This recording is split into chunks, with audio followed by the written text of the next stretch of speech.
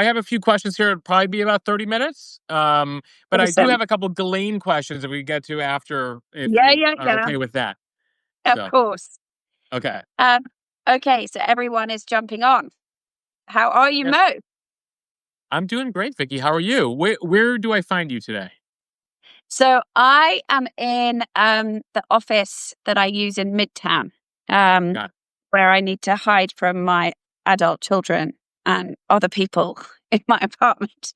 So that is where I am. Where are you? I am also in Midtown, so not far away. But it is great to be chatting with you. I feel like the last time I was at CBS for 10 years. I know you were a guest there, and then I was at Bloomberg Television during the financial crisis. And so I remember first having you on. Was it Liar's Poker? I'm trying to remember which book was The out. Devil's Casino. Devil's Casino. Yes. Back then. So I was curious, given I remember you in the context of, covering all things business and CEOs and that world, and was curious to begin with what drew you to this story, the Idaho 4. Yeah, so very different, right? Um, well, I was wrapping up a podcast series on which I worked with Sari, the wonderful Sari Soffer, who I believe works with you now. Yes, Um, yes. and we spent a long time on a podcast series, which I'm very proud of, called Pipeline to Power, about the Federalist Society and the ties between um, Yale's law school and the conservative branch of the conservative members of the Supreme Court, which is not something that people often put together, that particular thread. But I'd spent a lot of time thinking about originalism and sort of wonky constitutional legal theory. And there was something about the murders in Idaho that felt so gritty by contrast, and so real. And my twin sons are the exact same age as the victims. They were also in their respective colleges at the time the murders happened. And I remember, they happened on November the 13th, right before all the kids who were in college came back for Thanksgiving. And the photo of the 4 victims, Maddie, Kaylee, Xana, and Ethan, had gone sort of viral at that point. And what was remarkable about it was, in a way, how unremarkable they were. They could have been any of our kids. And then there was something about little town of Moscow in Idaho, which I'd never heard of. But again, the holidays, I think, are a time when, even if, those of us who don't watch much TV find ourselves watching TV, and this picturesque little town then covered in snow kept sort of coming on the news. And, it looked so sort of ideal, the sort of perfect small American town, in direct contrast, obviously, with the catastrophe that had happened there. The police chief, as the weeks ticked on and on, looked like, I kept sort of feeling empathy for him, because, the weeks went on. We then were in Christmas and nobody had any idea or seemed to know who had committed these murders. And then again, when they finally made the arrest, the other side of the country in Pennsylvania, it was New Year's Eve. I mean, so I felt like this story was one that was sort of in all of our faces because it played out over the holidays. It felt very personal to me as the parent of twin sons. And then there was something about Koberger, the guy who was arrested, because he was, he's a guy. He was also a college student. He was a PhD criminology student. And again, as the mother of young adult sons, we've been reading a lot, right, about toxic masculinity and the effect of the internet on male brains. And I wanted to know, or find out what on earth would have made a guy in Koberger's situation, who came, he came from very bleak um, area in the Poconos. I mean, I think it might be the most depressing place I've ever been to. Um, and he overcame a heroin addiction in his teenage years. So to sort of overcome all of that and then wind up in a PhD program in a respectable academic institution, what on earth would make somebody like that want to go out and kill 4 college students in their bedrooms in the middle of the night? So it was all of that. And I happened to be speaking to a friend of mine who runs James Patterson's entertainment company, and actually about Pipeline to Power. And he said, "What are you thinking of doing next?" And I said, "I'm thinking of doing something I'd never done before, but something about these murders, the place, the suspect, all of it speaks to me." And In Cold Blood by Truman Capote is remains one of the most compelling books I think I've ever read. And 2 minutes later, James Patterson phoned me up and said, "I hear you're interested in writing about the murders. Something about it really touched me as well. So why don't we do it together?" And he also was thinking about In Cold Blood by Truman Capote. I mean, obviously there's now quite a lot of controversy about that book because maybe Truman Capote, made bits of it up. So we were always going to write a factual book. But I think, right from the get-go, we wanted to write a book that did, in a way, read like a novel and really brought readers in so that you really got to know the 4 victims. You got to know their friends, you got to know their family, but you also got to know the police chief and the people in that town, and you got to feel what it was like to be there, and feel the sort of awful ripple effects of when these murders happen. Because I think what the book shows, it's not just about that awful night, but it shows how this little tight-knit town was really torn apart. And the people of Moscow were very proud of it being so tight-knit and very proud of the fact that everyone knows everyone. But that tight-knit kind of characteristic turned toxic in the 6 weeks after the murders, when nobody knew who had done this awful thing. And suddenly people, neighbor looked at neighbor wondering, was it them? And that kind of suspicion stays with a place. Yeah, I'm curious, as you interviewed more than 300 people for this book, and a couple themes, also as having been in a national media organization and then a digital media organization covering this, what you make of the characterization of that police department in particular.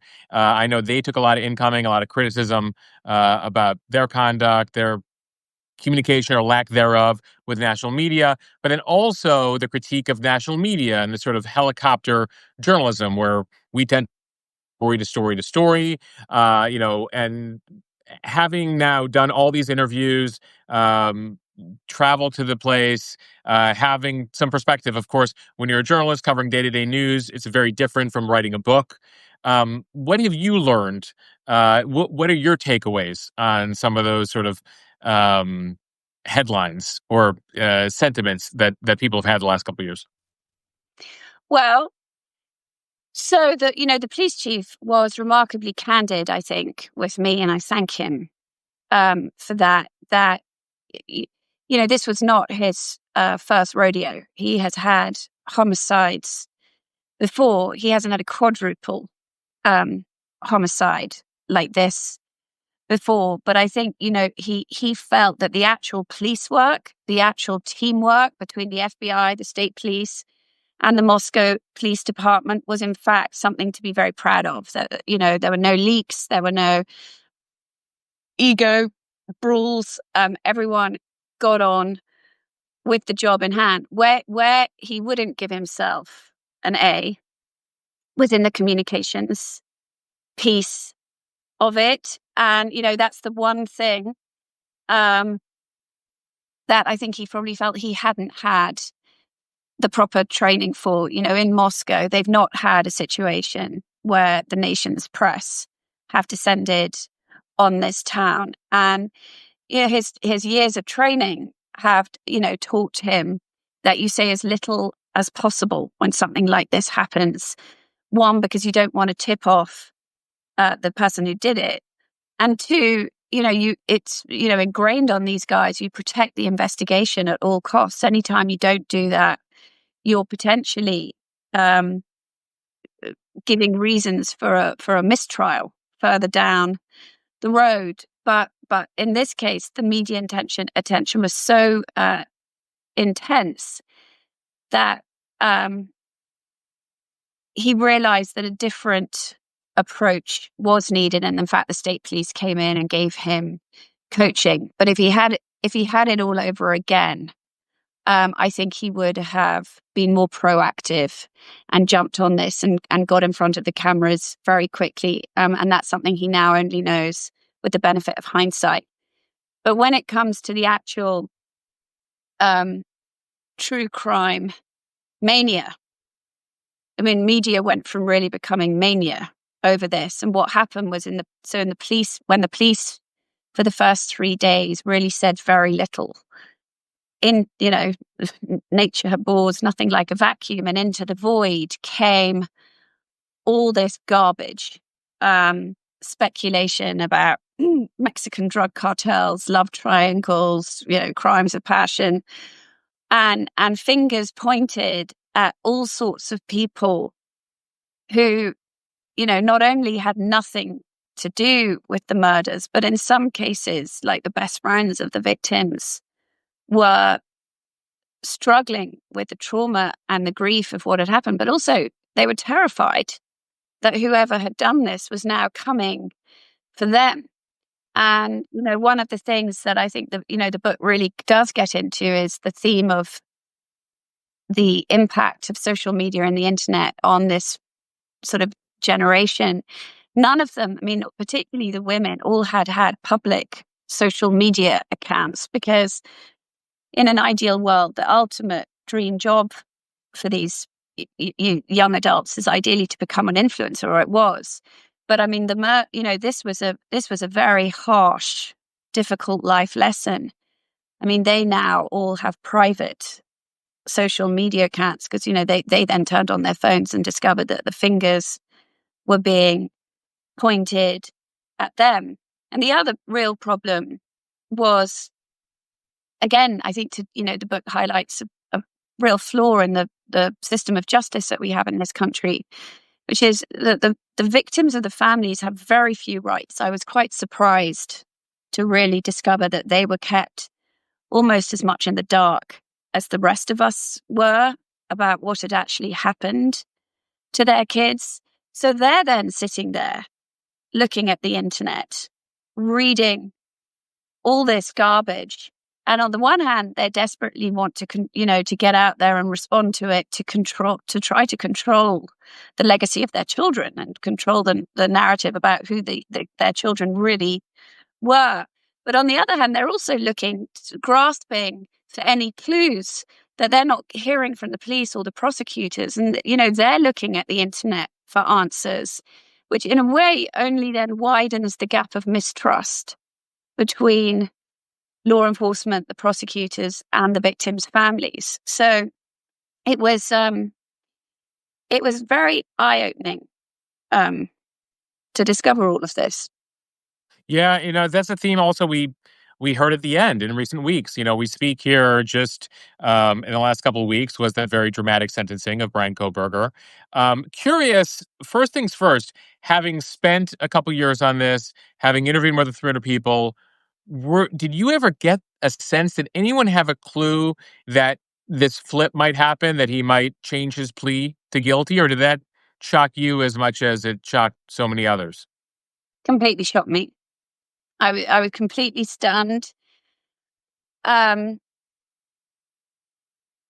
think the families were completely stunned, although the Chapin family said to me that, it had all, it's always an option, right?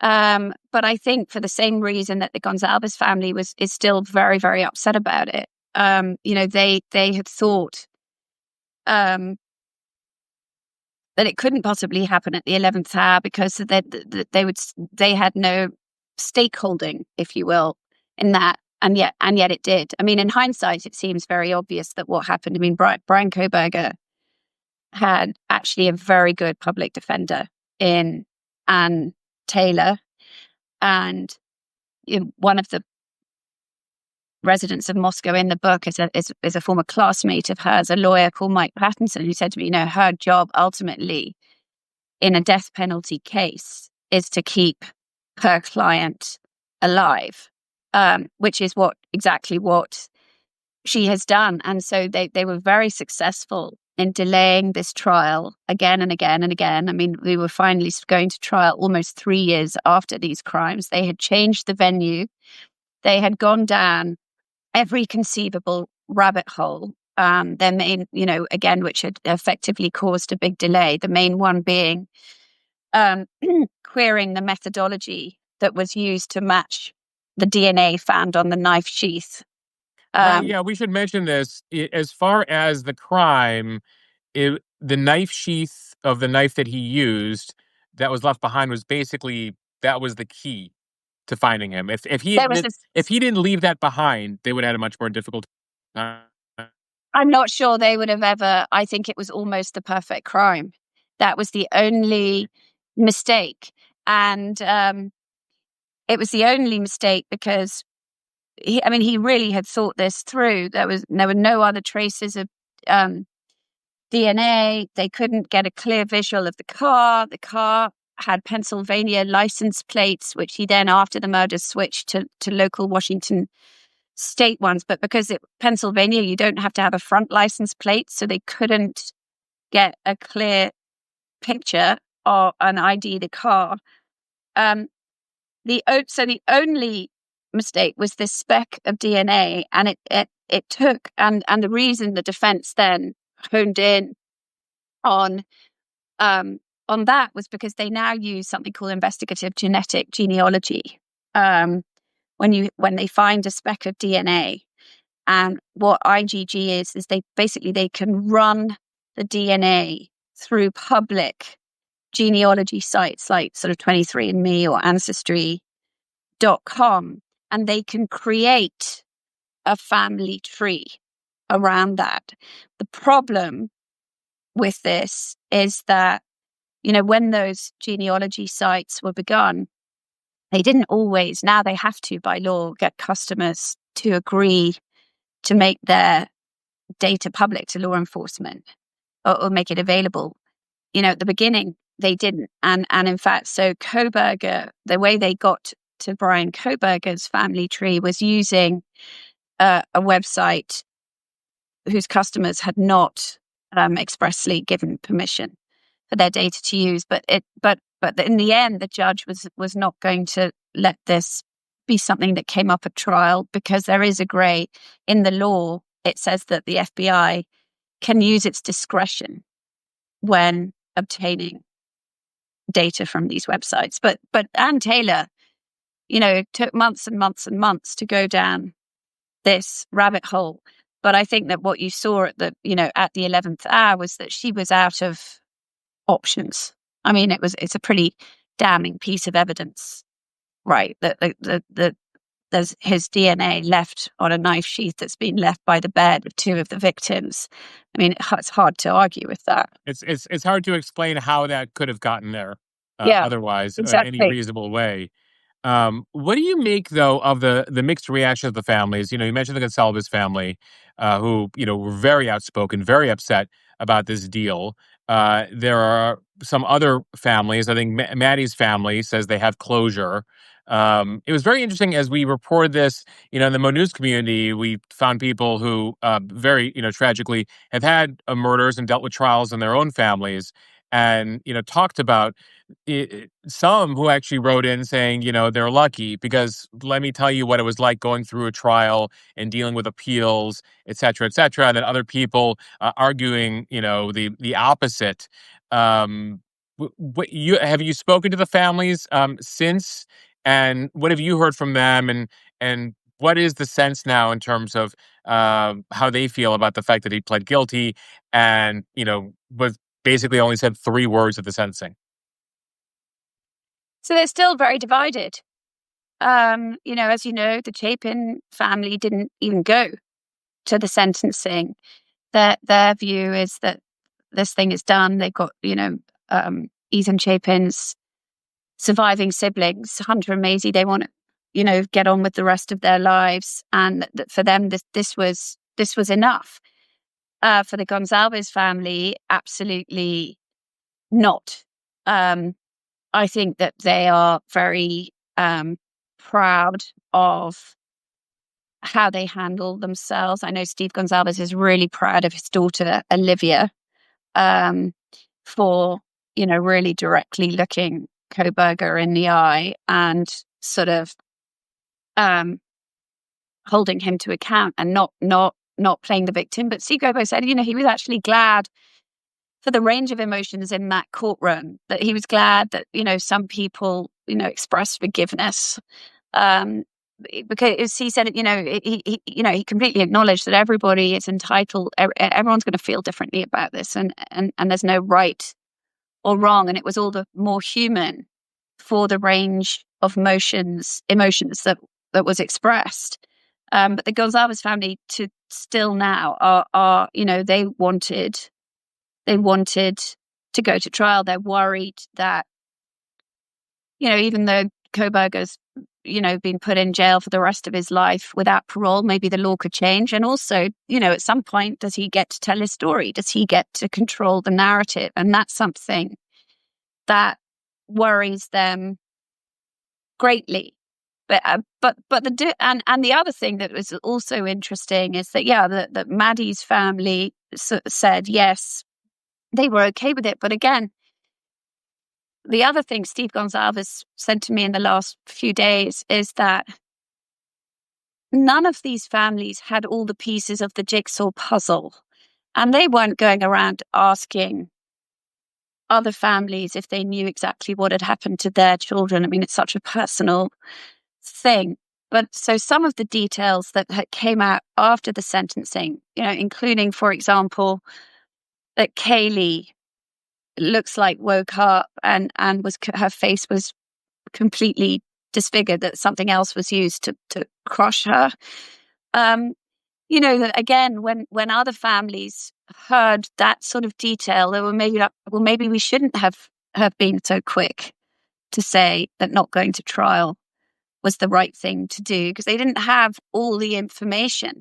But one of the reasons that I think the book is so interesting and compelling and is bigger than just be a true crime book is that it does highlight the political and social and cultural differences in, Moscow is a liberal college town in a deeply Republican state.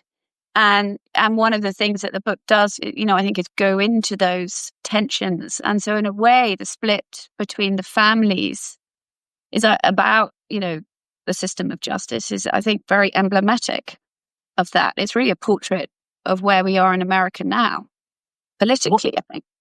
One of the big, issues is this idea of why he did it, and the hope that during a trial that may have come out, but obviously with him pleading guilty, avoiding the death penalty, he had the option of not saying anything, and he didn't say anything. Based on all your research, based on all the interviews, what is your best sense as to why he did it? I know there is this feeling that he was particularly targeting Maddie. Yeah. Well, even now, so, I've spoken to the Gonzalez family. I spoke to Emily Allant, she and her boyfriend, Hunter Johnson, found Xana and Ethan on that awful morning. I mean, the feeling among all of them, based mostly on common sense, is that Maddie was the target because he went straight for her bedroom, and it was complete happenstance that he found Kaylee Gonzalez there too. I mean, she had moved out of that house days before, completely packed up and gone.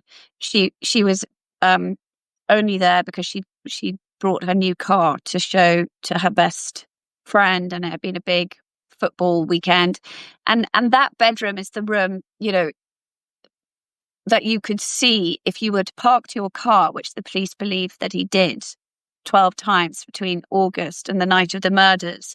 The bedroom you would have been able to look into if you was parked on the road would have been Maddie Mogan's, and you would have known it was hers because she had a name, the letters of her name in the window, and her pink cowboy boots. And friends would say they would often go out to their cars at night and they could see Maddie at her dresser doing her makeup, curling her hair or whatever, obviously never thinking that somebody would be parked behind the trees looking in at her.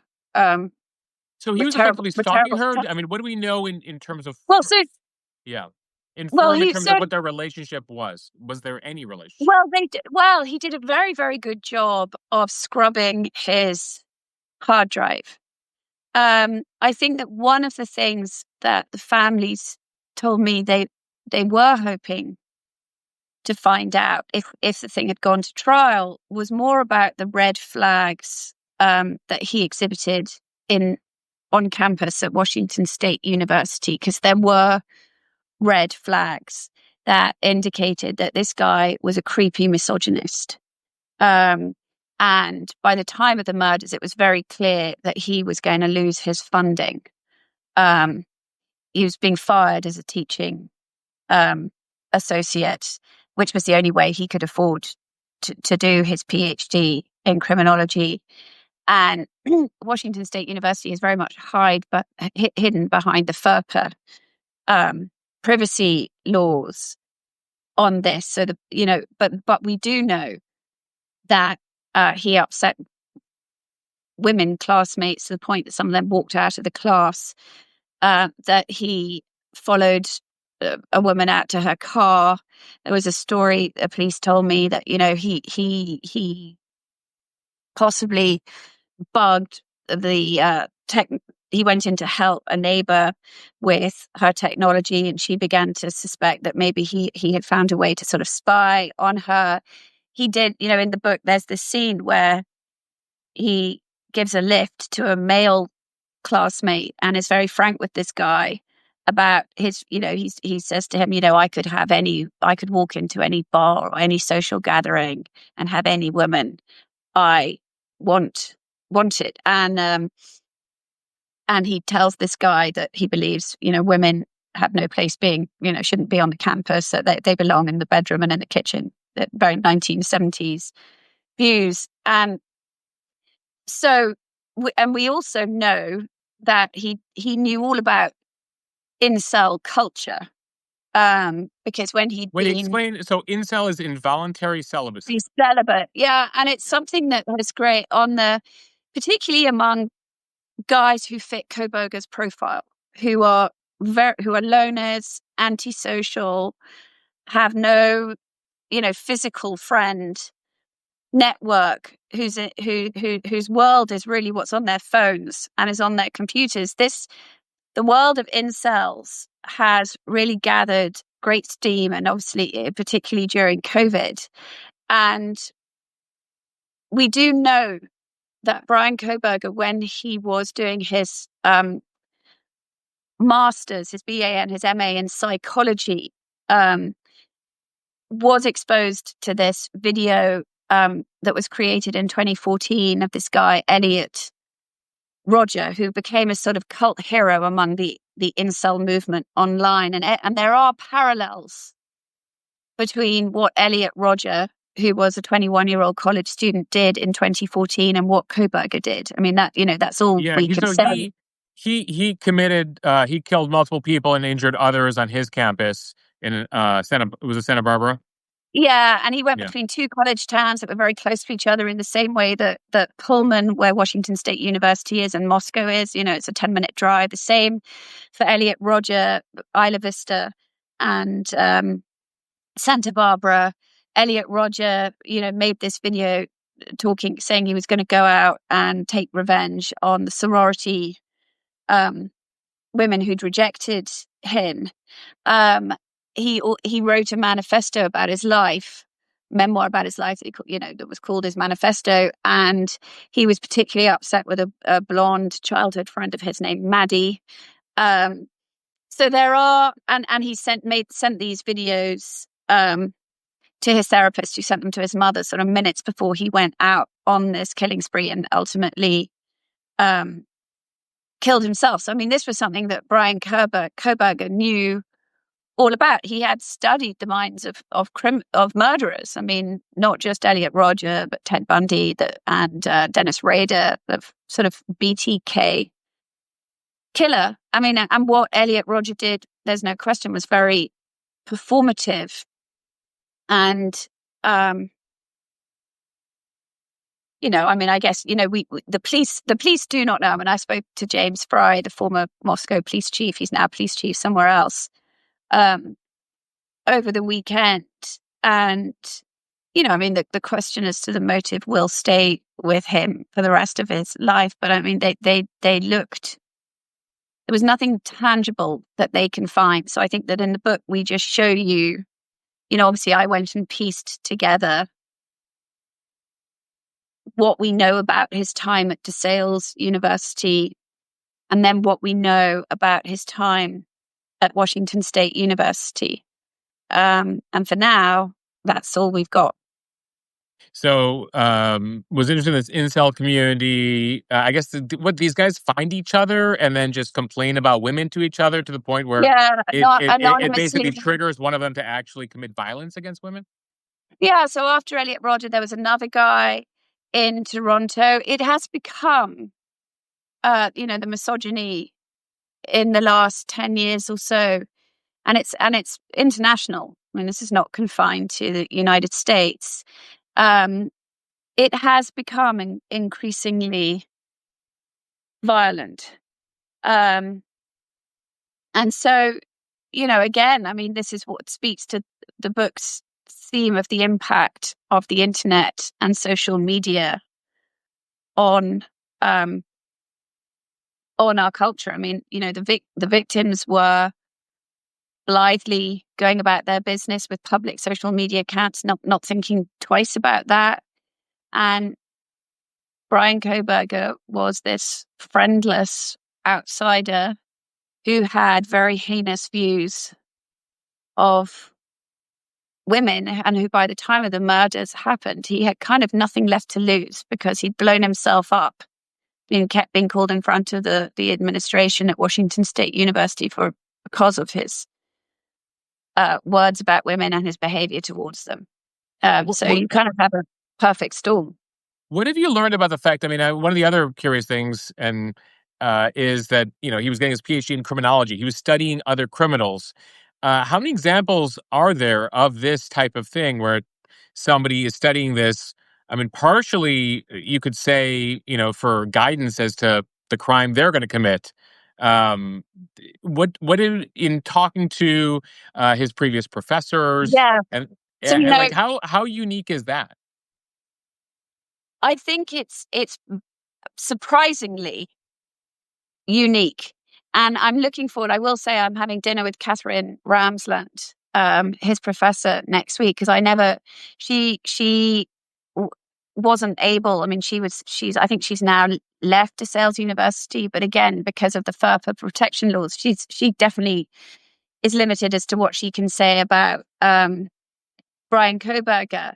But most of the particularly at the PhD level, the people doing that are doing it because they want to have careers connected to law enforcement in one way or another. And so actually, you touch on something very meaningful, the Ben Roberts, who is part of it's a very small cohort of PhD students studying criminology at Washington State University. They felt terrible because they're being trained to spot people like Brian Koberger. And the fact that he'd been in their midst and they hadn't seen it is something that really, really, really bothers them. And there is this scene in the book where Ben Roberts does look over at Koberger in the week before the murders and thinks he looks so awful, and that mentally he's clearly in such bad shape that he starts to type out this form, the care form, that's supposed to go to the administration anonymously. But something about Koberger is so creepy that he thinks if he ever discovers that it's me who's sending in this form, there'll be trouble of a kind I don't really want. So he deletes it, which, is yeah, again, it raises, I think the other question that the book raises is this thorny question of the First Amendment on college campuses. When does free speech become dangerous, become hate speech, and what should colleges do about it? And I think that that's exactly what the families of the victims, they did want to know what people at Washington State University had seen. And they do wonder if the university should have done more. Yeah, the larger question is, having gone through this book and listening to you, is all right, how do you stop the other co-burgers out there? And two, if you're a young woman, like what on a college campus or just living your life, how do you detect, one creepy guy from one creepy guy who might, become obsessive and, potentially do some harm? You've brought up social media a few times here, and without, blaming them, they didn't do anything wrong here, but curious as to, your takeaways from all of this and how you would recommend people either post or not post on social media moving forward. But getting to the larger questions, which is how does one stop a co-burger? How does one detect a co-burger? And what can one do in this world where we should note this crime is very, very rare, but what are sort of rules of the road, so to speak? Well, there's no question. I think that all the way through, one of the system as is, the educational system as is not there to support these sort of social misfits in the classroom. Number one, there was no question. This was as a teenager. This was, Koberger was a kid who kind of fell through the cracks. If you asked the victims' friends, some of them have, I think, put some of their social media back on public, but for the most part, I think that they will never. They're going to stay on keeping it private, and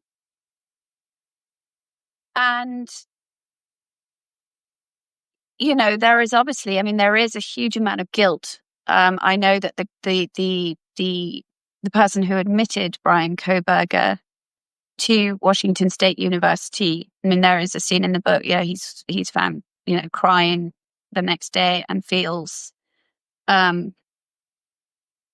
terrible. It's worth thinking about the fact that, Koberger's admission was done remotely. So maybe, but I don't know how you get around that when kids they live so far away from colleges. A lot of admissions is done remotely. But you're asking all the right questions, Mo, and I don't. I wish there were easy Right, no, answers, and but I don't. I don't mean to put you on the spot, Yeah, Vicky. It just that's one of the things, right? It's like to your point with the education system, like how do you young potential yeah, co-burglars or whatever, like how do you spot them as 12-year-olds yeah, or 14-year-olds and not let them get yeah. radicalized, right? And then there's the counter, which is if you're a young woman, like how do you ensure that you're not victimized by a co-burger type or, ensure that you can get law enforcement involved soon enough. But it doesn't appear here like sadly that he was detected until too late. No, Yeah. no, no, 100% not. Um, And yeah, but I will say this: that in as much as he is evil, the police chief said this to me. That when he went into that courtroom for the sentencing, he said, "I'm not sure I've ever seen just evil in human form ever quite like that. The lack of emotion, um, on his face the entire way through. But I also think that the book points to highlights, I hope, the very best of humanity in everybody else. Actually, it's a story of remarkable resilience, really, and courage, in the survivors, in all the other people. So, I mean, there is a sense, I think, in that Koberger is fortunately still a terrible aberration and anomaly. Are Having finished the book here, but obviously still having meetings, still talking to people about what took place. What unanswered questions remain for you, sort of top of mind, Vicky? Well, um, I would love to get more, more clarity still on the why. Um, I'm keen. I'm keen to see. Having gotten very close to the families and close to the friends. I sort of understood the extreme personal toll on them, and I'm kind of keen to see how they are able now to get on, with their lives. One young woman in particular, Emily Allant, who stood up in the courtroom at the sentencing and delivered Bethany Funk's statement on her behalf. I mean, she had kind of put her life on hold, waiting for this trial. She had refused to get the eye. You can get a therapy, to do with eye movement, that's helpful with trauma. She had refused to do that because the problem with that is that a judge can throw if you're going to testify before a jury.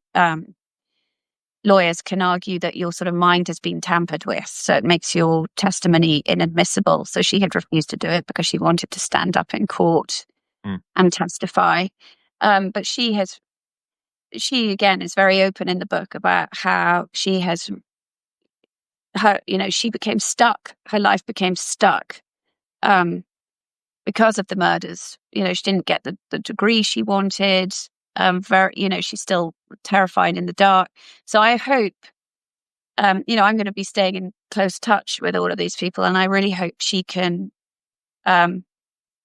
move on with her life, that she can heal.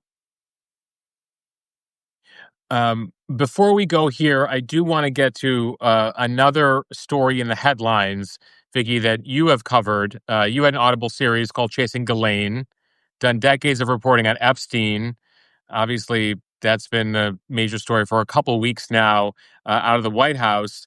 Um, First of all, just your high level take as somebody who's actually done reporting on this, Yeah. actually spend time on this, as opposed to most people who are just jumping into the story. What do we like? What exists there that we think the government can release? Because I think there are ideas out there, there are theories out there. As somebody who's been covering this, what do we think? Well, I guess what's your assertion as to why, or feeling as to why, the DOJ has decided not to release anything, and what is there to still be released? Well, so I think that in the quote unquote Epstein files, if people were to really, that there are definitely things, allegations, that various Epstein victims made about other men that Epstein pimped them out to. There's definitely a whole bunch of stuff that was collected from his Palm Beach house in, 2006. There'll be an inventory of things. There was definitely stuff that was taken out of his New York house, in 2019 when he was arrested, that has never been talked about, and there are questions over that. I mean, when I sat through Ghislaine Maxwell's trial, um, the FBI agent one of them who went into Epstein's house in 2019 when he was arrested, did talk about seeing all these DVDs. No, I don't, and they didn't have the right warrant. So the FBI then left. It emerged this agent said under oath. And when they came back with the right warrant, the DVDs are gone. And it emerged that Epstein's personal lawyer and accountant had taken them. Now, they then claim that they brought them all back. But I was certainly left scratching my head about, certain that testimony raised more questions in my mind than it answered. But I don't think, in all honesty, Mo, that you're going the kind of answers that the MAGA base are looking for are unlikely to be in all of that. They are asking these questions about Epstein because of the, fixation that they have on the quote unquote deep state. And deep state is that there are hundreds of prominent men, celebrity men, politicians out there who were all Epstein's clients, and the government is covering up for all of them. That's the sense if you read, if you've been reading their social media for years. So there are definitely unanswered questions that I personally would love, as the journalist who's reported on this, would love to know about how Epstein actually wielded soft power, how he really used his money and his connections to evade federal charges the first time round in 2008 and get that sweetheart plea deal with the state. How he was able to so easily then slot back into an existence where he had plutocrats like Bill Gates and Mohammed bin Salman, the Saudi crown prince, like coming to visit him in his townhouse. How, where his money came from, because until Jeffrey Epstein had this extraordinary amount of money, there's no evidence that he ever trafficked or abused minors. But he was like a high school teacher in New York City, right? Right. So what was he, and there have been over years all this, to my mind, and this is based on reporting as opposed to speculation, he definitely was giving people financial advice that they would not get from Sullivan and Cromwell. Well, that in itself raises questions. Why, if you're a very wealthy person, would you not get tax advice from a, blue chip financial advisor or law firm? Why would you go to Jeffrey Epstein? There is, I know of instances where he's effectively swindled wealthy people. And one thing he said to me in the fall of 2002 was that when rich people lose their money, they don't go to the authorities. He understood that. So have we ever gotten a grasp of how did he do that transition from teacher to rich financier? Like, has that ever been explained? There are steps along the way. No, is the answer. Not satisfactorily. He taught the child of the CEO, chairman of Bear Stearns, which is how taught maths, private tutored. So that's how he gets to Bear Stearns, but he gets chucked out of Bear Stearns for reasons that I did uncover back for Vanity Fair back in 2002, 2003. And Bear Stearns at the time was being investigated for an insider trading scandal. They were never actually, it ended up going away, but only after Jeffrey Epstein removed himself from the bank, and he, in strange circumstances where they continued to pay him very well. And one of the things I discovered was that, he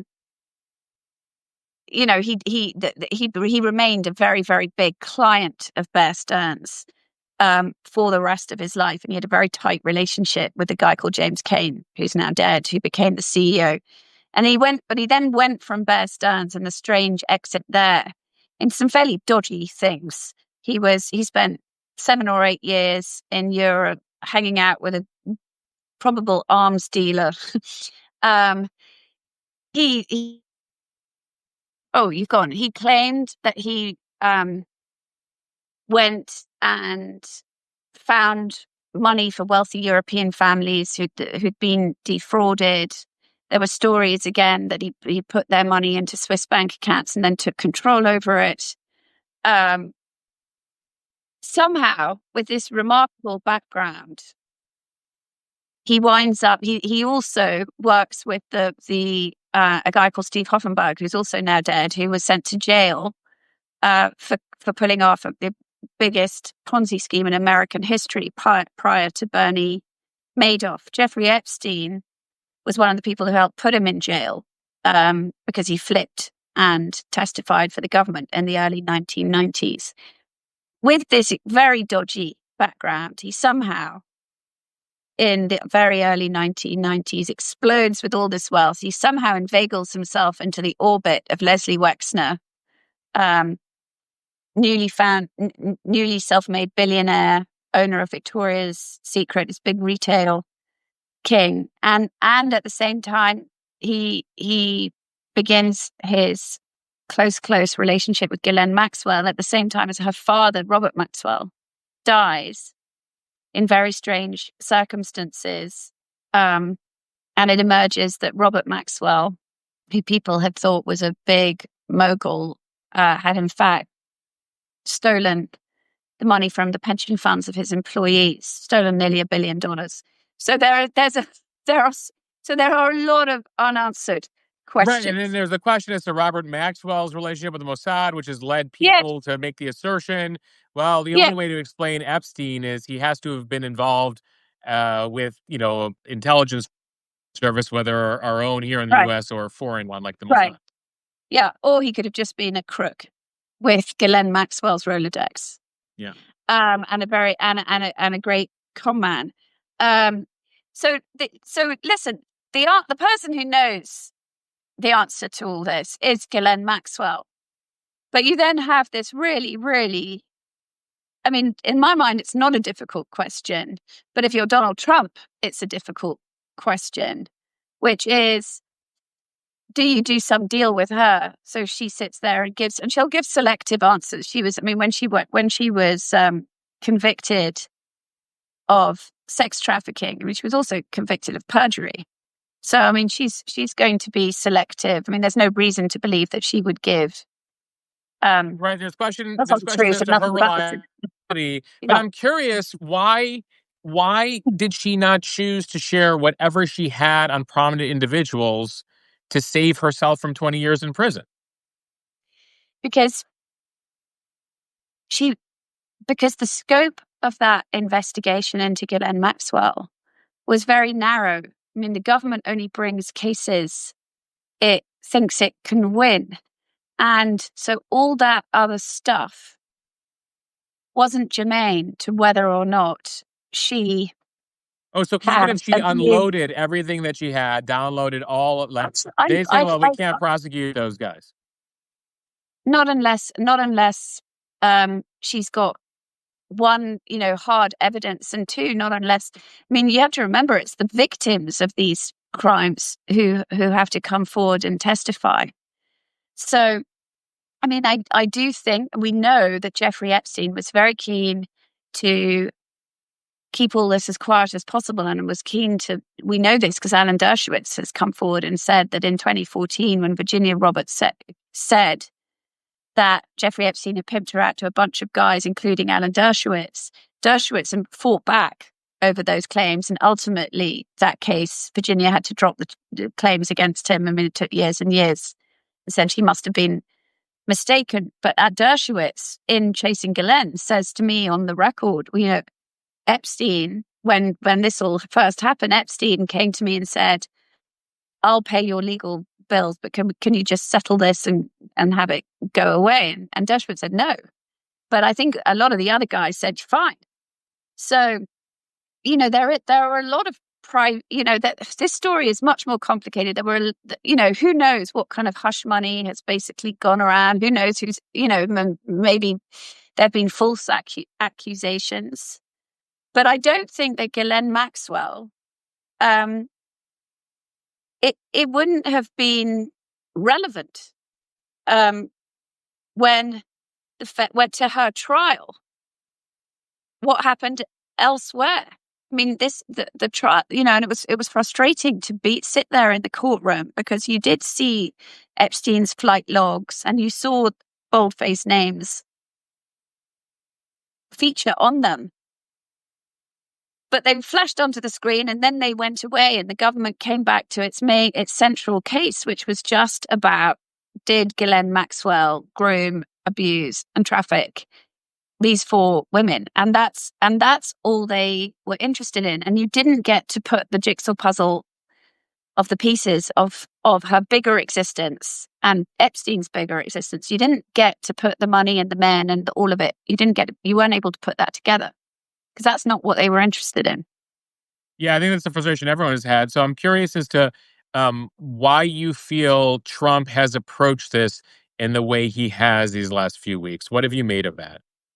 Well, I've been, frankly, very surprised that Trump hasn't just come out and said, let me tell you why Jeffrey Epstein and I didn't speak for the last 15 years. Well, he's been doing it in recent days where he's talking about how he was stealing employees. Yeah, but it's sort of like very late in the game, and what he has said has raised more questions than it's given answers, because if he knew that Epstein it was Maxwell who stole Virginia Roberts Giuffre. It was Maxwell who came to the spa in 2000. If he knew that was going on then, that puts Trump in a very problematic situation, because it sort of makes him complicit.